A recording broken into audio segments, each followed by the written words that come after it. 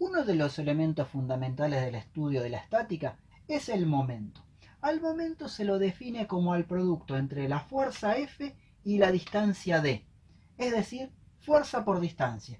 Y su unidad de medida va a ser una unidad compuesta, la unidad de fuerza multiplicado por la unidad de distancia. Por caso, kilogramo fuerza por metro que me dará kilográmetro. Aquí hay que hacer algunas salvedades importantes. Por un lado, el momento siempre debe ser con respecto a un determinado punto.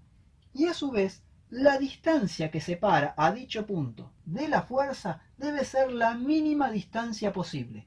Esa mínima distancia siempre está perpendicular a la recta de acción de la fuerza con respecto a este punto. Es decir, que la línea perpendicular a esta dirección que pasa por este punto dará lugar a la distancia o brazo de palanca para calcular el momento que realiza esta fuerza respecto de este punto.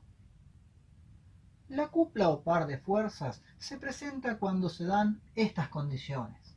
Tenemos dos fuerzas paralelas, iguales y contrarias, es decir, tienen direcciones paralelas pero sentidos contrarios, y el módulo o intensidad de cada una de ellas es idéntico. Esas dos fuerzas están separadas una distancia d. Recordemos que la distancia d siempre debe ser perpendicular a la recta de acción de la fuerza. Si elegimos el punto equidistante P y trasladamos esta fuerza hasta este punto y esta fuerza hasta este punto, se nos generarán dos momentos de traslación.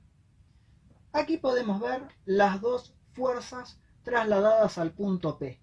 Como podemos ver, al ser de igual módulo o intensidad, una contrarresta a la otra y se equilibran en forma completa, con lo cual la resultante de fuerzas será nula.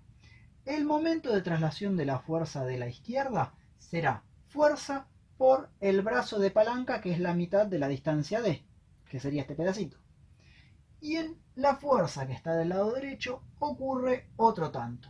El momento que se genera de traslación es F por la mitad de la distancia que separaba a ambas fuerzas.